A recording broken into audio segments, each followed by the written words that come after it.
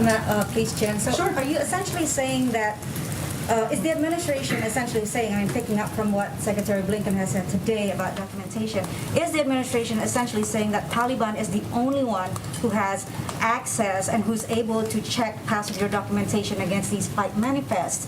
And if so, what is stopping the U.S., for example, from sending personnel over there to do this job and to allow these passengers to leave on the flights? I understand they're not all Americans, but many of them are Afghan allies. Well, none of that is what I said or what the Secretary of State said. So let me try again. So there are the flights. We obviously don't have personnel on the ground. That's correct. We don't. What our objective is, and we have a presence in Qatar, right? As you know, our Secretary of State has been on the ground in Qatar, is negotiating and having discussions as we speak with international partners, and also members of our State Department are in discussions with the Taliban, because we do want to work through and ensure that we can allow additional flights to land at military bases. But it is also true that we are not going to allow flights to land where we don't know what security protocols have been taken, whether people have been vetted, who are on these planes. And I don't think the vast majority of American citizens want us to do that either. So right now, we are working through this process, and we are also in touch with the American citizens who are on these flights or who are in the vicinity, which are a very small number, to work through getting them out of Afghanistan. We are committed to that. We absolutely want to do that. We've already evacuated a handful of people, and we're continuing to work through. Now, things that will make it much easier for certain are if Qatari Airlines, we're working with them to see if they can get flights up and operational, more efforts to get individuals evacuated over land. We're working through all of these components, and it's the reason why the Secretary of State is on the ground in the region discussing and negotiating as we speak. Okay, we're going to keep going, Vija. Go ahead, Vija. Go ahead, Vija. I think I answered your question. Go ahead, Vija. Thanks, Jen. I wanted to follow up on the President's speech tomorrow. Sure. You mentioned schools and private sectors as two areas of focus, but you've also been very, firm in maintaining independence between the federal government and what schools and the private sector does. So tomorrow, should we just anticipate the President to say much of what he's already said, to urge those entities to take action, or will there be something new that's actionable? There will be new steps the President announces tomorrow, absolutely. And will any of those new steps influence the average American's day-to-day life? Should we expect any new mitigation recommendations, as an example? It depends on if you're vaccinated or not. Go ahead. What's possible that there's something new? There are six steps the President's announcing. There will be new components, as I noted and you noted. Some of that will be related to access to testing. Some will be related to mandates. Some will be related to how we ensure kids are protected in schools. And we'll preview more tomorrow as all the pieces are finalized. But there will be new components that sure will, of course, impact people across the country. But we're also all working together to get the virus under control, to return to our normal lives. And I know many people, I'm sure, are looking forward to hearing what the President has to say. And then just one quick follow-up on timing. We're just a few days away from September 11th. Do you have any update on when the DOJ might release those FBI documents related to the investigation? I don't. It's their process. They're obviously overseeing. I think we said a couple of weeks ago we didn't anticipate that process would necessarily be done in advance of September 11th. It's really based on their timing. It's not a deadline. I don't think that they've set for that. Thank you, Jen. Following up on these charter flights that the Taliban is holding up in Afghanistan, the Secretary of State said there are limits to what we can do without personnel on the ground. Yeah. You just said we are not on the ground.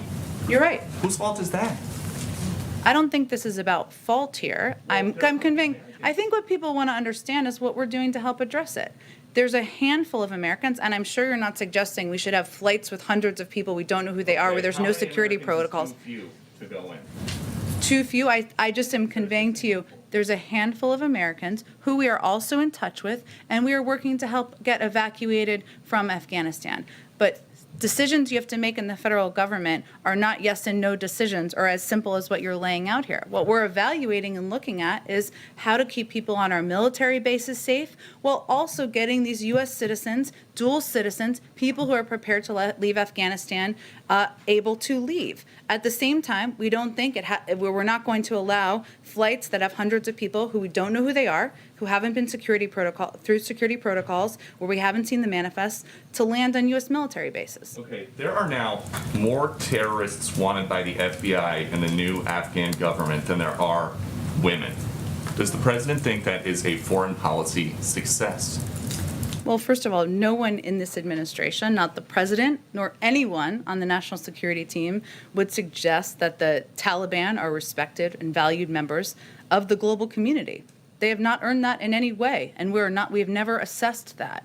This is a caretaker cabinet that does include 4 former imprisoned Taliban fighters. We have not validated that. We have not conveyed we're going to recognize it. What we are working to do, and nor are we rushing to recognition, there's a lot they have to do before that. What we are working to do is to engage with them because they oversee and control Afghanistan right now to get American citizens, legal permanent residents, SIV applicants out of Afghanistan. We have to engage with them. To engage with them, their new acting interior minister is a Haqqani network terrorist. He's wanted for a bombing that killed 6 people, including an American. He's believed to have participated in cross-border attacks against U.S. troops. There's a $10 million bounty on his head. Why are we engaging? Should we not talk to the people who are overseeing Afghanistan and just leave it and not get the rest of the American citizens out? What are you waiting for them to do?